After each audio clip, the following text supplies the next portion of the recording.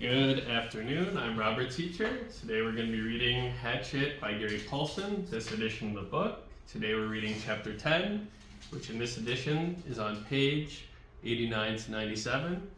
So let's get started. He could not at first leave the fire. It was so precious to him, so close, and a sweet thing.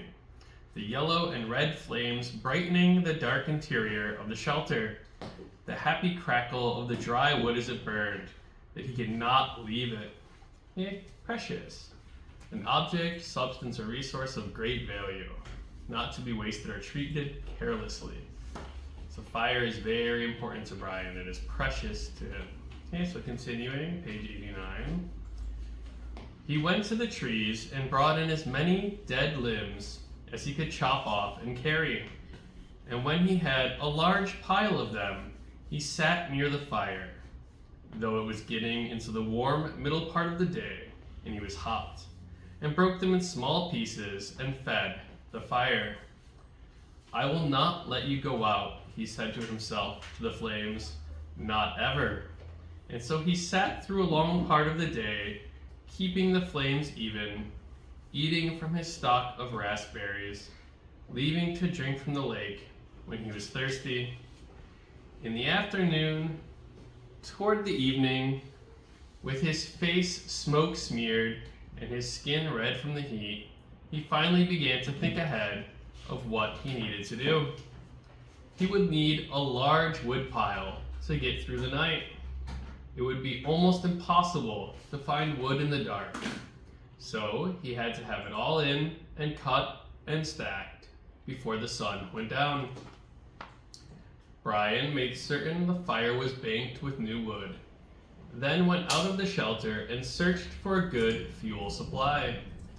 Up the hill from the campsite, the same windstorm that left him a place to land the plane, had that only been 4 days ago, had dropped 3 large white pines across each other.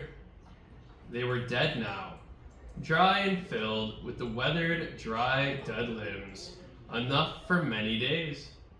He chopped and broke and carried wood back to the camp, stacking the pieces under the overhang until he had what he thought to be an enormous pile, as high as his head and 6 feet across the base.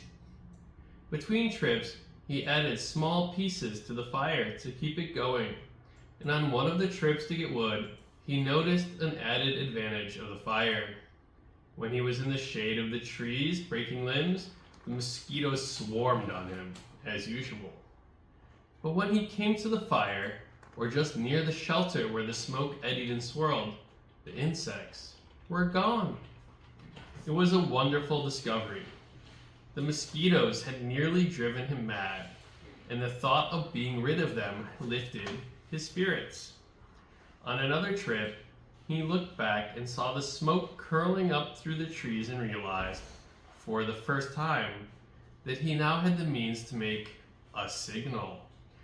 He could carry a burning stick and build a signal, and perhaps attract attention. The signal he's talking about is commonly called a smoke signal.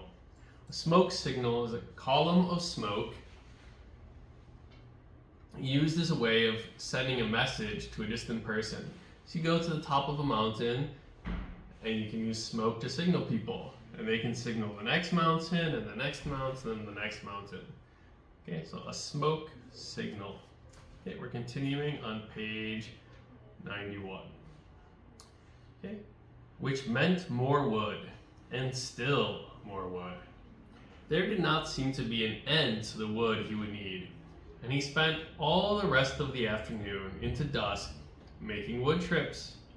At dark, he settled in again for the night, next to the fire, with a stack of short pieces ready to put on, and he ate the rest of the raspberries.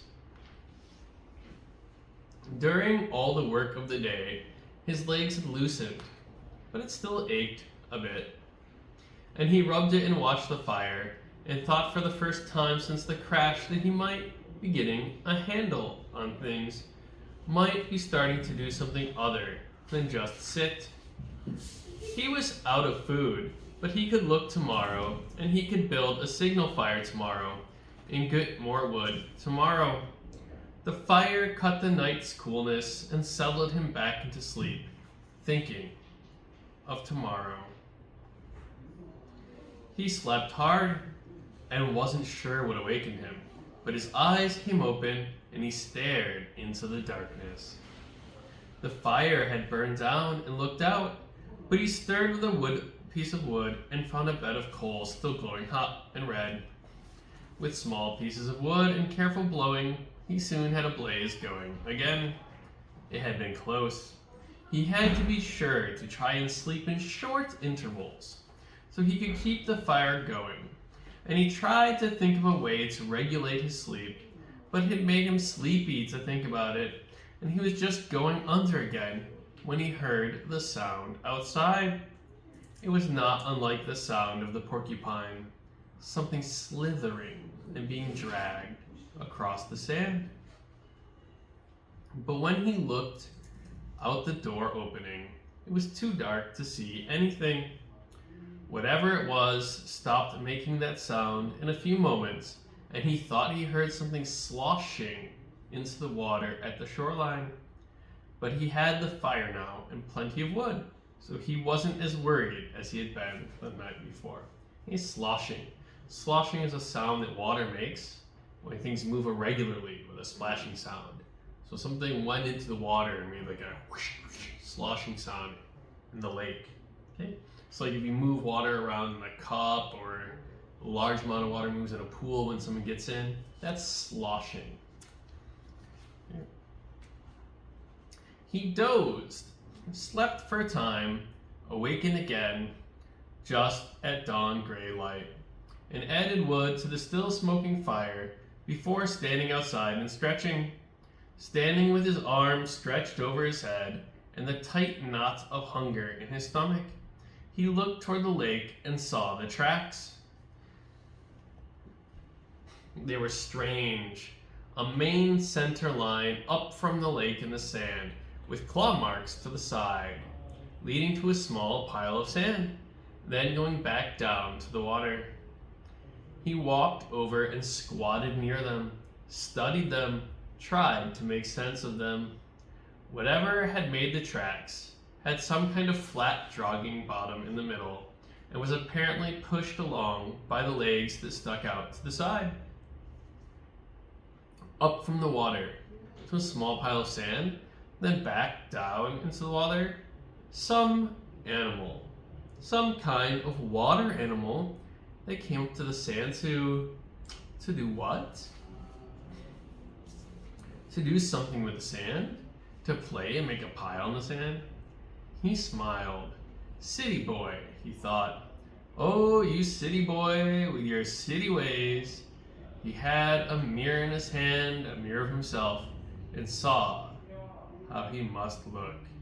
City boy with your city ways, sitting in the sand, trying to read the tracks, and not knowing, not understanding. Why would anything wild come up from the water to play in the sand? Not that way. Animals weren't that way. They didn't waste time that way. So he's calling himself a city boy.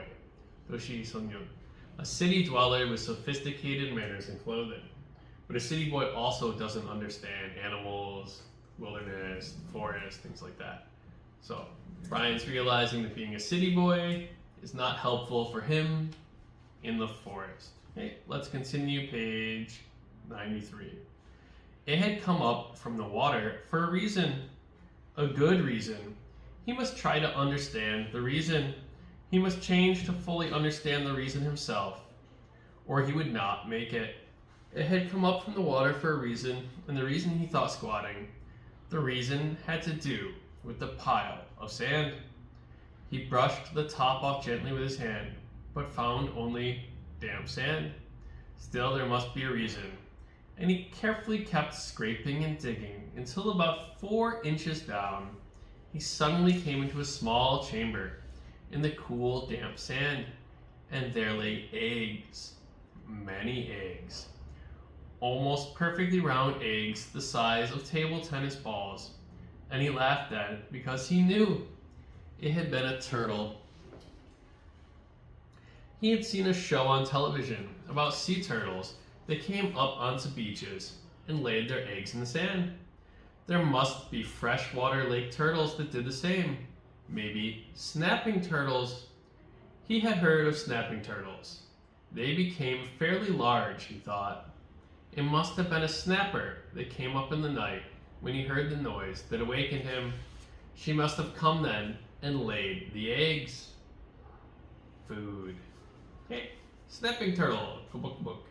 This is a large American freshwater turtle with a long, strong neck and strong hooked jaws. They're called snapping turtles because they bite, they snap, and it can be very dangerous. Okay? These live in lakes all throughout the United States and Canada. Okay? Snapping turtle. Okay, back on page 94. Food. More than eggs, more than knowledge, more than anything, this was food. His stomach tightened and rolled and made noise as he looked at the eggs, as if his stomach belonged to somebody else or had seen the eggs with his own eyes and was demanding food. The hunger, always there, had been somewhat controlled and dormant. There was nothing to eat. With the eggs came the scream to eat. His whole body craved food with such an intensity that it quickened his breath. He reached into the nest and pulled the eggs out, one at a time. There were 17 of them, each as round as a ball and white. They had leathery shells that gave instead of breaking when he squeezed them. When he had them heaped on the sand in a pyramid, he never felt so rich somehow. He suddenly realized that he did not know how to eat them. He had a fire, but no way to cook them, no container, and he had never thought of eating a raw egg. He had an uncle named Carter, his father's brother, who always put an egg in a glass of milk and drank it in the morning. Brian had watched him do it once, just once, and when the runny part of the white left the glass and went into his uncle's mouth and down the throat in a single gulp, Brian almost lost everything he had ever eaten. Still, he thought, as his stomach moved towards his backbone, he became less and less fussy. Some natives in the world ate grasshoppers and ants, and if they could do that, he could get down a raw egg. He picked one up and tried to break the shell and found it surprisingly tough. Finally, using the hatchet, he sharpened a stick and poked a hole in the egg. He widened the hole with his finger and looked inside. Just an egg. It had a dark yellow yolk, and not so much white as he thought there would be. Just an egg. Food. Just an egg he had to eat. Raw. Okay, egg yolk. Egg yolk is the yellow part in the egg. The yellow internal part of a bird's egg, turtle's egg, any egg. The center part is the yolk. You have whites and yolks. Alright, page 95. He looked out across the lake and brought the egg to his mouth and closed his eyes and sucked and squeezed the egg at the same time and swallowed as fast as he could. Ugh. It had a greasy, almost oily taste. But it was still an egg. His throat tried to throw it back up. His whole body seemed to convulse with it, but his stomach took it, held it, and demanded more. The second egg was easier, and by the third one he had no trouble at all. It just slid down. He ate 6 of them, could have easily eaten all of them, and not been full, but a part of him said to hold back, to save the rest. He could not believe the hunger. The eggs had fully awakened it, roaringly, so that it tore at him. After the 6th egg, he ripped the shell open and licked the inside clean, then went back and ripped the other 5 open and licked them clean as well, and wondered if he could eat the shells. There must be some food value in them. But when he tried, they were too leathery to chew, and he couldn't get them down. He stood away from the eggs for a moment, literally stood and turned away, so that he could not see them. If he looked at them, he would have to eat more. He would store them in shelter and eat only one a day. He fought the hunger down, controlled it. He would take them now and store them and save them and eat one a day. And he realized as he thought that he had forgotten that they might come, the searchers. Surely they would come before he could eat all the eggs at one a day. He had forgotten to think about them, and that wasn't good. He had to keep thinking of them, because if he forgot them and did not think of them, they might forget about him. And he had to keep hoping. He had to keep hoping. Okay, so that was page 89 to 97 of this edition of Hatchet. Let's go back to the beginning and look at our vocab one more time. Okay, we have precious, something of great value, not to be wasted or treated carelessly. There are two precious items in this chapter. There are the fire and the egg. They are of great value to Brian. Keep him warm, keep mosquitoes away, keep him fed, keep him healthy. Smoke signal, 용기 신호, a column of smoke used to send a message. Before phones, before the internet, before texting, smoke signal was one way to talk to people from far away. Sloshing. Move irregularly with a splashing sound. Just water shaking up and making that splashing, sloshing sound. Okay. City boy. Doshi Shinyan. Sonyan. A city dweller with sophisticated manners and clothing. People in the city have their technology and their clothes, but they don't have outdoor skills. And that's what Brian needs in the book. He realizes he's a city boy. He doesn't understand animals. He doesn't understand the wilderness. He doesn't understand anything about the forest because he is a city boy. Snapping turtle is that large American freshwater turtle with a long neck and strong jaws. They can bite very powerfully. They're a very dangerous, large turtle. And egg yolk. Egg white, egg yolk. Egg yolk is the yellow part of an egg. Our recap. During the night, Brian heard a mysterious sound in the sand. It sounds similar to the porcupine slithering.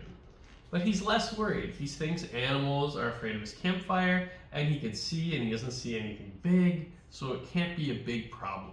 Even if it sounds similar to porcupine, he feels much safer this time because of his campfire.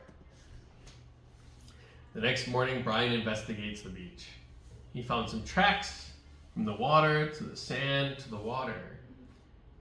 And he investigates. He's looking, what could make this? Why is there a line and claw prints? Why is there a pile of sand? Why would an animal do this? He doesn't know because he's a city boy. He doesn't recognize the tracks.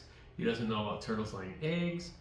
But after he digs up the sand, he finds the eggs. Hey, these are turtle eggs. They look kind of like ping pong balls, right? Or table tennis balls. Brian finds the turtle eggs. He realizes he can eat the eggs because they're very good for your body. Just like regular eggs are good for your health, so are turtle eggs. The egg white and the egg yolk, very healthy, good food supplies. Okay, Brian eats the eggs. At first he thinks it's kind of gross, but his body is so hungry that he eats 5 more, no problem. And even after that, he's like licking the egg yolks out from the inside, making sure he gets every bit.